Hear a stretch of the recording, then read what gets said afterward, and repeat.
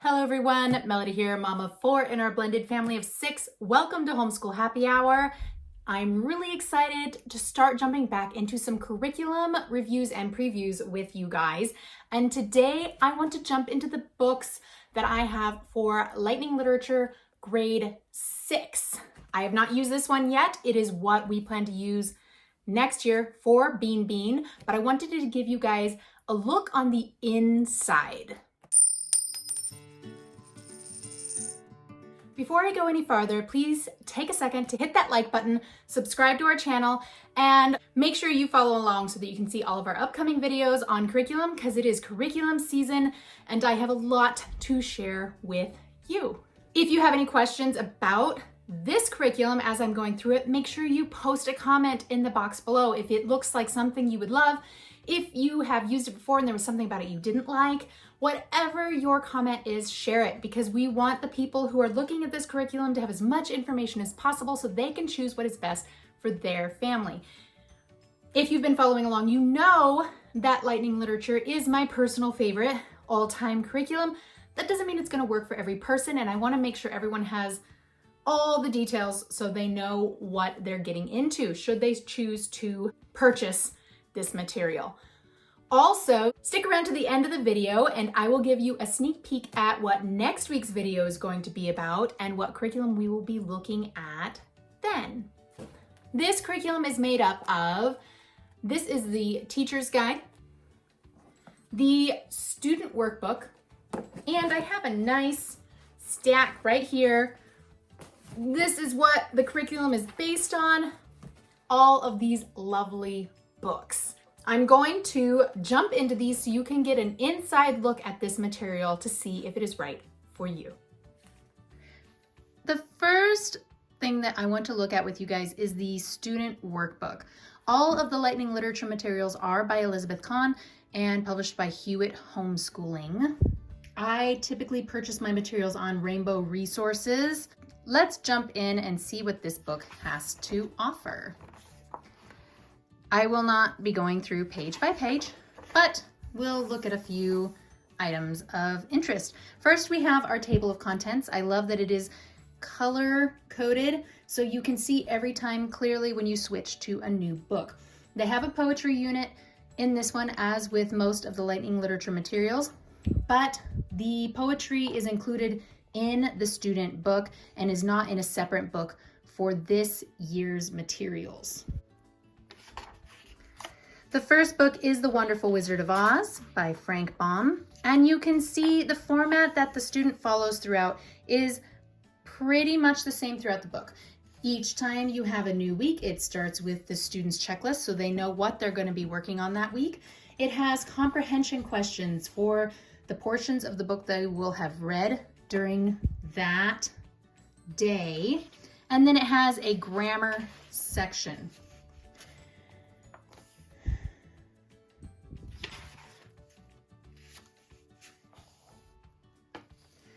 Here's day 2. Of course, this is the beginning of a new year, and so they do have some review where they're talking about what they've gone over before. If you've never done Lightning Literature before, you absolutely can jump on in and start at whatever level your child is at. If you have a younger child and you start them on one of the first levels, it does build, but she explains it in a way that you can jump in even if you haven't been able to build through the years by using the other materials. I'm just going to show you 1 week's worth so you can see what's the inside. All right, so that is 1 week's worth of work for your child.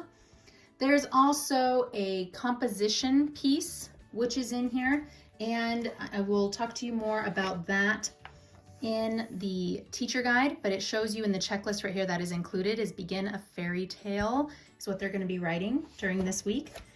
And as you can see, the books span multiple weeks. So you're not expected to read a whole book in 1 week. I feel like she really does have it broken down into bite-sized pieces. Like on this one, you're reading 1 chapter each day.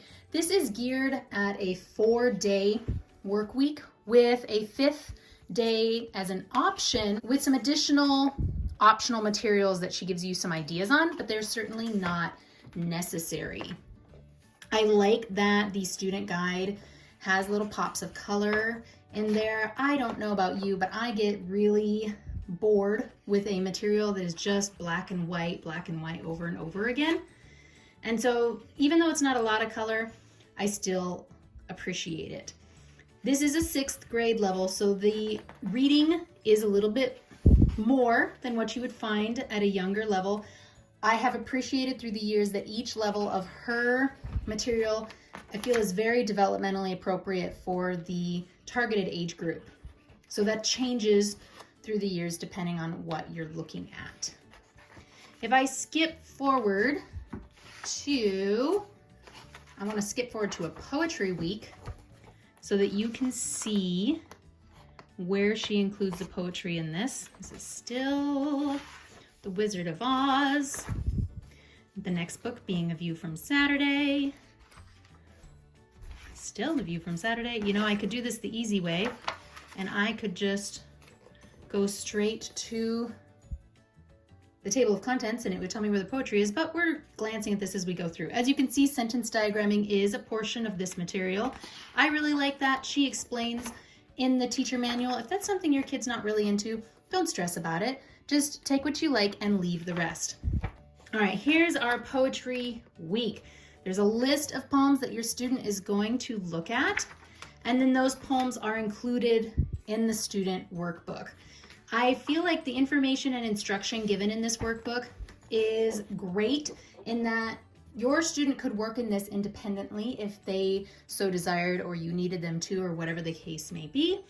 Or you could work through it with them by looking through the teacher guide with them. Now, the book is, it's a pretty thick book. It's about yay thick. As you can see, they are hole punched and the pages you can tear out. I don't think it's showing up in there, but all of these pages are serrated. Serrated? That's a knife. Is that even the right word?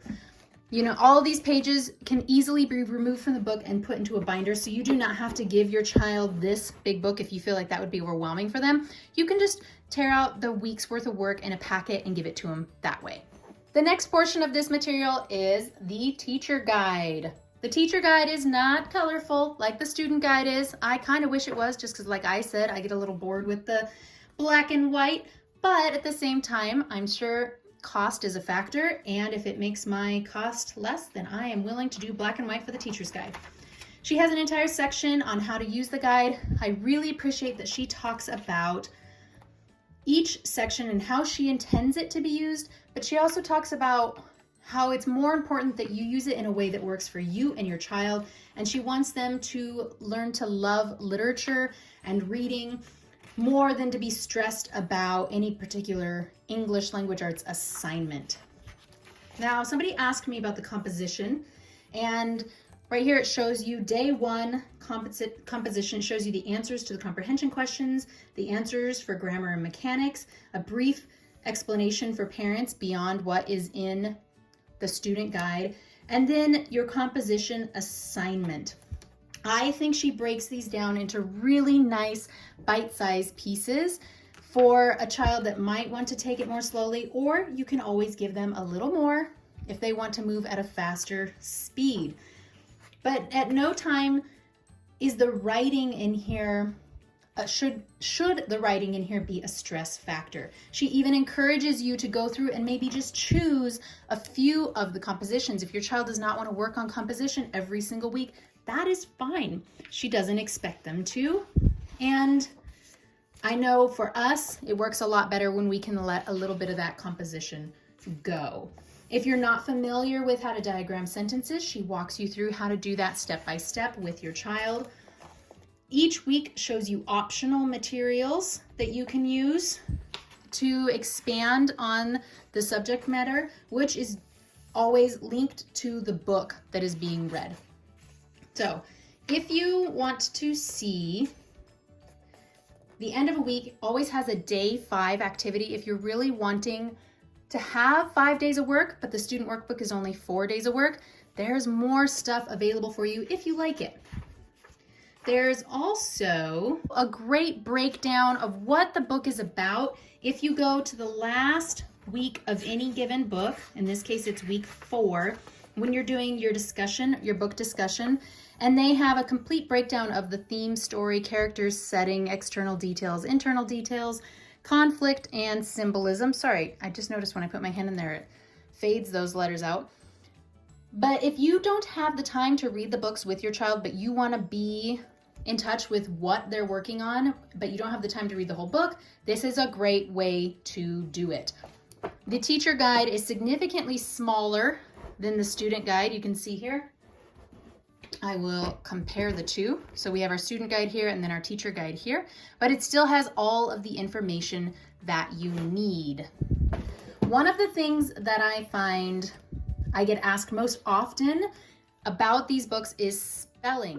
These do not have a dedicated spelling section. If you want to add some other materials for spelling, you certainly can, but I will talk to you as I wrap this up about why we don't do spelling. Before we jump into that, let's take a look at all the books that are covered in this year. Our first one, we have The Wednesday Wars by Gary D. Schmidt, followed by Pax, written by Sarah Pennypacker and illustrated by John Clayson. So, I don't know what the illustrations are in that one.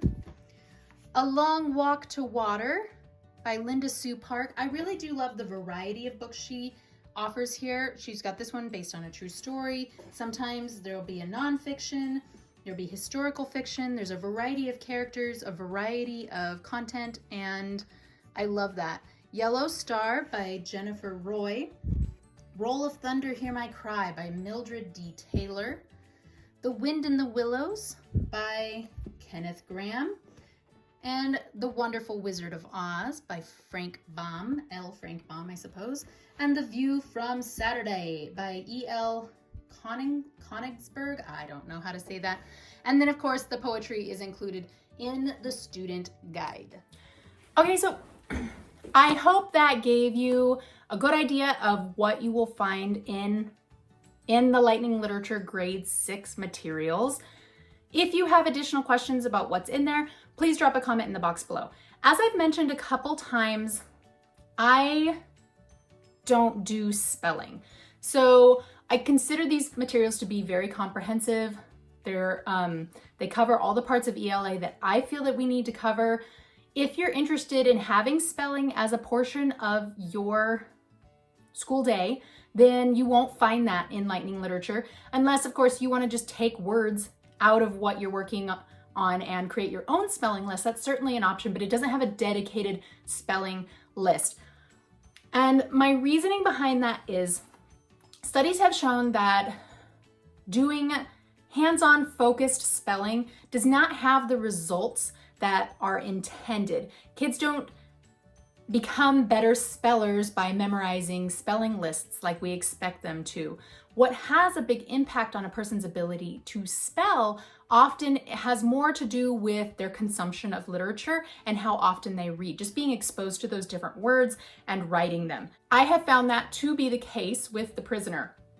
We have tried to dabble in doing spelling lists in the past, but we really just never got into it. We never really spent any time on it. And when I finally just decided to let it go, it freed up our time in the day for other things that we were more passionate about. And as she's gotten older, her spelling has naturally improved because she reads a lot. She's exposed to those words and she recognizes when something doesn't look right, or usually is able to spell it out fine without correction at this point in time. I mean, we can teach them the rules about spelling, but we all know the English language and their spelling rules only applies about half the time in any given situation, and so the rules are a moot point in my opinion. Now, that doesn't mean you shouldn't do spelling. If you want to do spelling, go ahead and do it. It just means for us, we have chosen not to add to this with a dedicated spelling, and that works fine for us. Otherwise, it's got grammar, mechanics, composition, reading, writing, all of those things. We do have a dedicated handwriting material that we use, and that is just because when my kids are writing on their own, they're just not interested in doing handwriting as well as they could. If I wanted to monitor their writing more closely, then I could sit there and force them to use really nice, neat handwriting every time they do a writing project, and we could go without the handwriting. But I find when I add that pressure in, it makes them not want to write. And when we're writing and doing composition for Lightning Literature, I want to focus on their creativity and the coming up with a story, not on their handwriting per se. And so we have a separate thing that we do for handwriting, just briefly. Each day we work on it a little bit. That is it. That's what I've got for you for Lightning Literature. Next week, I will be putting up a video reviewing the Ultimate Geography and Timeline Guide. This one is an oldie, but a goodie. They do have newer versions of it out there, but if you're looking for a geography resource, then I would totally suggest checking out my next video so you can see the inside of this one and see if it works for you. And that's all I've got for you today. So again, hit that like button, subscribe to our channel, follow us on Instagram at Homeschool Happy Hour, and I will catch you next time.